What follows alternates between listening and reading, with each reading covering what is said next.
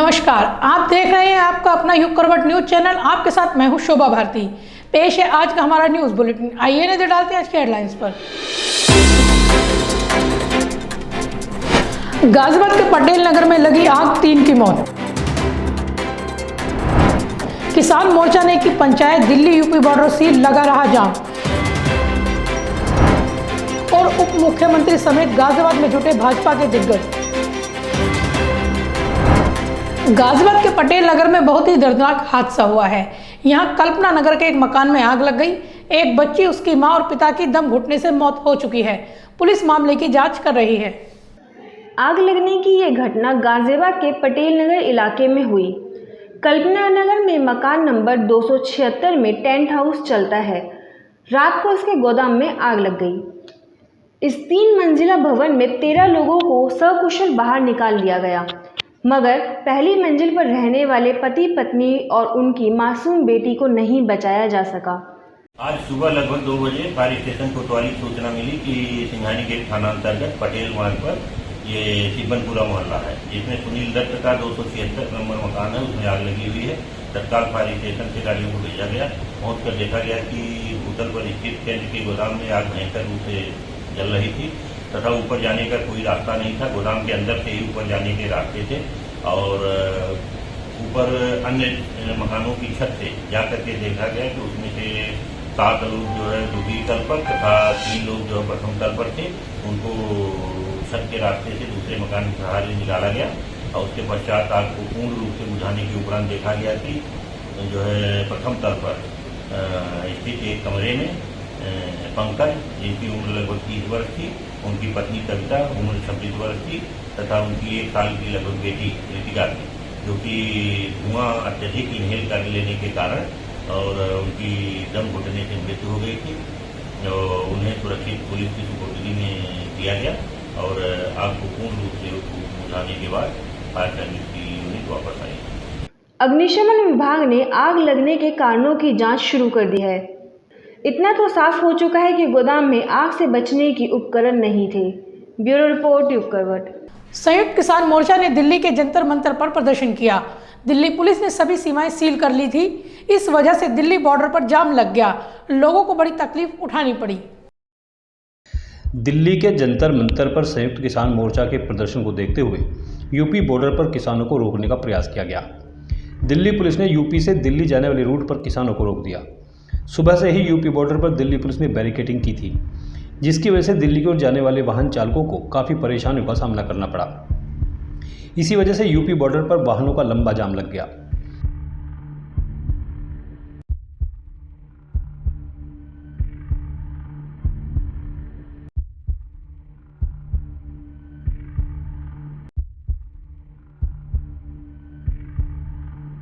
Police Delhi की ओर किसानों के वाहनों को जाने नहीं दे रही थी। यूपी पुलिस और प्रशासन के अधिकारी भी बॉर्डर पर निगरानी बनाए हुए थे। दिल्ली की ओर केवल उन्हीं वाहनों को जाने दिया जा रहा था जिन पर किसान यूनियन के स्टिकर नहीं थे। बताया यह भी जाता है कि किसान नेताओं की गाड़ियों से स्टिकर और झंडे हटाकर ही उन्हें दिल्ली में प्रवेश करने दिया जाता था। इसी वजह से किसानों ने खासा आक्रोश भी जताया। चेकिंग के कारण यूपी के बॉर्डर पर वाहनों की लंबी कतारें लग गई थी।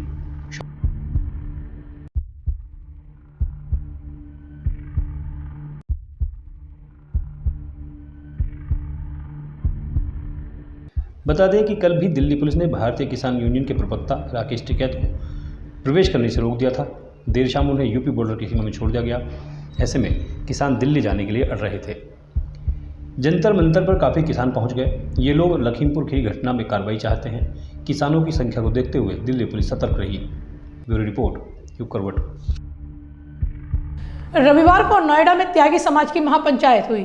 इसमें प्रशासन को 15 दिन का अल्टीमेटम दिया गया है। सवाल यह है कि आगे क्या होगा, ये जानने के लिए देखिए एक विशेष रिपोर्ट। श्रीकांत त्यागी की पत्नी को न्याय दिलाने के लिए रविवार को नोएडा में महापंचायत हुई। पंचायत में उमड़ी भीड़ किसी की भी नींद उड़ाने के लिए काफ़ी है। अब सवाल उठ रहा है कि पंचायत तो हो गई, अब आगे क्या होगा। इस पर अलग अलग लोगों की अलग अलग राय सामने आ रही है।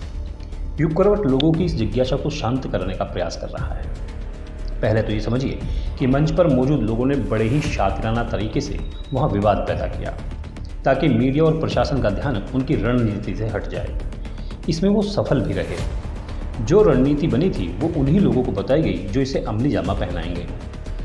अब इसी तरह की एक और बड़ी पंचायत मेरठ और मुजफ्फरनगर में करने की तैयारी है। इसके बाद भी अगर सरकार ने इनकी बात नहीं सुनी तो आंदोलन को थोड़ा तेज और उग्र किया जाएगा। नोएडा की पंचायत में लाखों लोगों के जुटने के बाद भी कहीं कोई घटना नहीं हुई। इसकी वजह भी यही है कि अभी लोग सरकार को समय देने के मूड में हैं।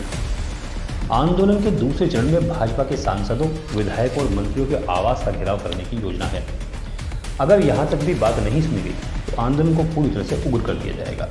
फिर अलग अलग जिलों में ट्रेनें रोकी जा सकती हैं। इसके अलावा लखनऊ में भी एक बड़े प्रदर्शन की तैयारी चल रही है। ये सारी जानकारी एक गोपनीय सूत्र से मिली जानकारी के आधार पर दी गई है। आशित त्यागी की रिपोर्ट, यू करवट। उत्तर प्रदेश के उप मुख्यमंत्री और संगठन महामंत्री समेत कई दिग्गज रविवार को गाजियाबाद में थे। कार्यक्रम तो परिचय के लिए रखा गया था, मगर बात आगामी लोकसभा चुनाव को लेकर ही की गई। आगामी लोकसभा चुनाव को लेकर भाजपा तैयारी में जुटी है। भाजपा के पश्चिम और ब्रज क्षेत्रीय पदाधिकारियों ने एक अहम बैठक रविवार को वसुंधरा में की, जिसमें उत्तर प्रदेश के उप मुख्यमंत्री केशव प्रसाद मौर्य, भाजपा के राष्ट्रीय महासचिव सुनील बंसल, केंद्रीय मंत्री वीके सिंह, प्रदेश महामंत्री संगठन धर्मपाल सिंह सैनी, प्रदेश अध्यक्ष स्वतंत्र देव सिंह, राज्य मंत्री स्वतंत्र प्रभार नरेंद्र कश्यप, पश्चिम क्षेत्र के अध्यक्ष मोहित बेनीवाल सहित पश्चिम और ब्रज क्षेत्र के 38 जिलों के जिलाध्यक्ष, जिला प्रभारी समेत सांसद, विधायक शामिल हुए। हालांकि यह बैठक भाजपा की अभिनंदन और परिचय बैठक थी, लेकिन इसका फोकस लोकसभा चुनाव ही रहा। इसमें कुछ कहने की जरूरत नहीं, इसमें कानून अपना काम करेगा और कोई भी बात किसी को कहना है तो यहाँ लोकतंत्र है और अपनी बात वहाँ सरकार से कहना चाहे, जिला प्रशासन से बताना चाहे, बता सकते हैं। लेकिन इसमें कोई बात जो भी आएगी उसको सुनेंगे, समझेंगे और उसके हिसाब से सरकार जरूरत के अनुसार निर्णय लेगी। नहीं, स्थानीय प्रशासन सक्षम है ऐसे विषय को निस्तारित करने। भाजपा नेताओं ने कहा कि पार्टी के कार्यकर्ता राष्ट्र को मजबूत बनाने के लिए काम कर रहे हैं। ऐसे कार्यकर्ता दुनिया में कहीं नहीं मिलेंगे। संगठन द्वारा ऐसे कार्यकर्ताओं का निर्माण करना है जो राष्ट्र और गरीब के लिए समर्पित हो। और रोजगार भ्रष्टाचार मुक्त अधिक से अधिक सरकारी क्षेत्र हो चाहे निजी क्षेत्र हो चाहे स्वरोजगार हो, सभी क्षेत्रों में सरकार ने आत्मनिर्भर भारत योजना के अंतर्गत अनेक महत्वपूर्ण कदम उठाए हैं और वह सार्वजनिक प्लेटफॉर्म पर उपलब्ध भी है। और हमारी सरकार का जो लक्ष्य है, ऐसा नहीं है कि हम वादा करें और भूल जाएं।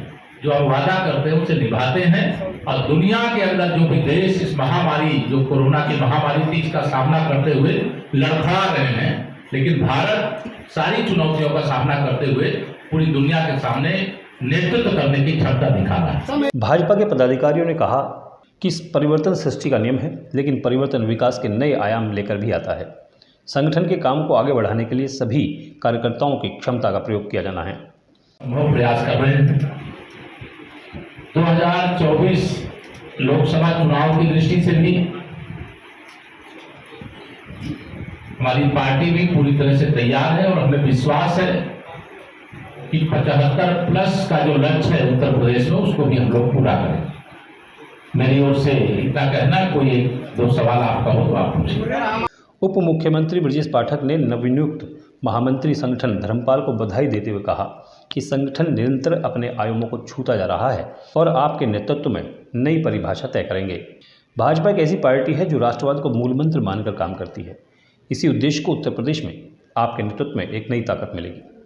उप मुख्यमंत्री केशव प्रसाद मौर्य ने कहा कि वर्ष 2017 में किसी को इस बात का विश्वास नहीं था कि हम उत्तर प्रदेश में सरकार बनाएंगे, लेकिन संगठन कार्यकर्ताओं के बल और प्रधानमंत्री के नेतृत्व में प्रचंड बहुमत की सरकार बनाई। 2019 के लोकसभा चुनाव को भी बहुत कठिन बताया गया था। सपा बसपा के गठबंधन के बाद भी कार्यकर्ताओं के परिश्रम की पराकाष्ठा के बल पर विजयी हुए।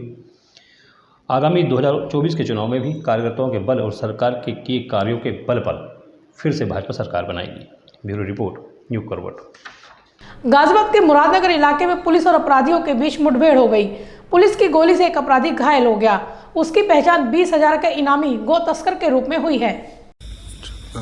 आज थाना मुरादनगर क्षेत्र में ग्रामीण एसओजी और थाना मुरादनगर की पुलिस की बदमाशों से मुठभेड़ हुई है। बदमाश चेकिंग करने वाली पुलिस टीम को चकमा देकर भाग रहे थे और टीम के द्वारा पीछा किए जाने पर उन्होंने तमंचे से पुलिस टीम पर फायरिंग की, जिसके बाद टीम के द्वारा भी उन पर अपने बचाव में फायर किया गया, जिसमें एक अपराधी गोली लगने से घायल हुआ है और दूसरा भागने में सफल रहा है। जो अपराधी घायल हुआ है उसका नाम शाहबाज पुत्र नासिर है और ये मुरलीपुर थाना कंकरखेड़ा का रहने वाला है इस पे 20,000 रुपए का इनाम भी था और इसके पास से एक अवैध तमंचा, एक बिना नंबर प्लेट की मोटरसाइकिल और गौकशी से संबंधित कुछ उपकरण बरामद हुए हैं। अभी तक की जो जानकारी सामने आई है उसमें इसके ऊपर तकरीबन आधा दर्जन अभियोग गौकशी और चोरी इत्यादि के पंजीकृत हैं। दूसरा जो अपराधी था वो भागने में सफल रहा है। उसका नाम इकरार निवासी अलीपुर थाना खरखौंदा है। उसके बारे में भी तलाश की जा रही है उसकी और अन्य जानकारी की जा रही है। घायल अभियुक्त को इलाज के लिए अस्पताल भिजवा दिया गया है और जो भी अग्रिम वैधानिक कार्रवाई है वो प्रचलित है। किसान नेता राकेश टिकैत को दिल्ली पुलिस ने हिरासत में ले लिया। ये घटना रविवार रात की है, हालांकि कुछ समय बाद उन्हें छोड़ भी दिया गया। टिकैत ने इस बारे में खुद ही सारी जानकारी दी।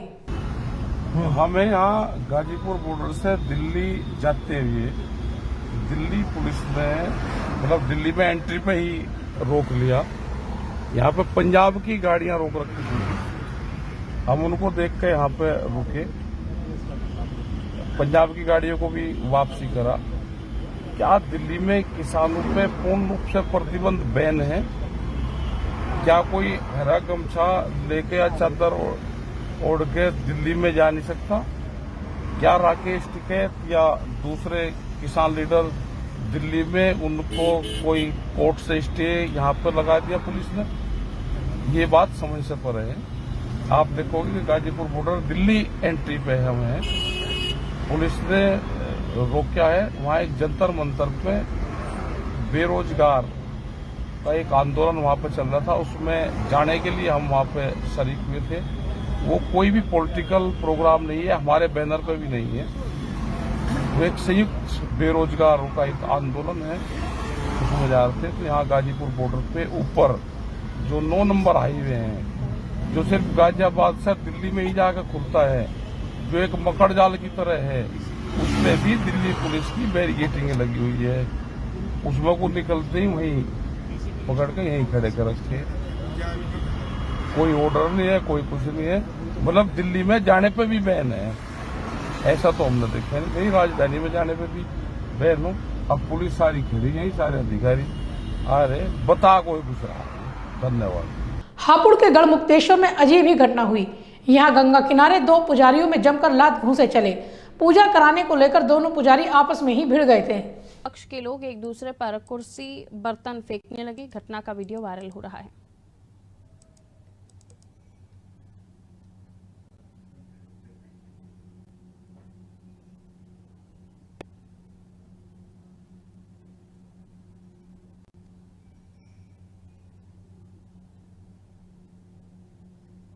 वृंदावन में एक ऐसी घटना हुई जिसमें जिला अधिकारी को ही रिश्वत देनी पड़ गई। दरअसल यहाँ एक बंदर जिला अधिकारी का चश्मा ले उड़ा। रिश्वत में फ्रूटी पीने के बाद ही बंदर ने चश्मा लौटाया। सोशल मीडिया पर यह वीडियो खूब वायरल हो रही है। वृंदावन के बंदर किसी को नहीं छोड़ते, मौका मिलते ही अपना काम कर देते हैं। श्री बांके बिहारी मंदिर की गलियों में व्यवस्था देखने आए डीएम नवनीत सिंह चहल का चश्मा बंदर ले भागा। चश्मा लेकर बंदर एक मकान की रेलिंग पर बैठ गया। माथातों ने खूब पसीना बहाया, बंदर को तरह तरह से ललचाया। बाद में वह अपने प्रिय फ्रूटी लेकर ही माना। घटना रविवार की है। एसएसपी अभिषेक यादव के साथ डीएम मंदिर की गलियों में भ्रमण कर रहे थे। इसी दौरान पीछे से एक बंदर डीएम साहब के कंधे पर बैठा। कोई कुछ समझ पाता कि पलक झपकते ही बंदर ने साहब का चश्मा निकाला और भाग गया। बंदर पास की इमारत पर बनी रेलिंग पर जाकर बैठ गया। उमस भरी गर्मी में पसीने से लथपथ डीएम साहब बार बार रुमाल से पसीने पोंछते और माथातों के चेहरे की हवाइयां उड़ी रहीं। करीब 10 मिनट बाद बंदर को फ्रूटी दी गई। तब कहीं साहब का चश्मा उसने फेंक दिया। गनीमत रही कि चश्मा टूटा नहीं।